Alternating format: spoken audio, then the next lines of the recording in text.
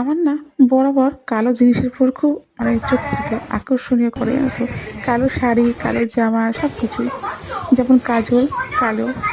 আর জানো তো আমি না সিম্পল থাকতে খুব পছন্দ করি, তার জন্য আমি সবসময় সিম্পল সাজ, সিম্পল থাকি। আর এখন আমি তো ফেসিয়াল করি না। আর এখন যদিও কোথায় যাই তখন একটু ফাউন্ডেশনটা একটু লাগে, জাস্ট অল্প। আগে তো সেটাও ব্যবহার করতাম না।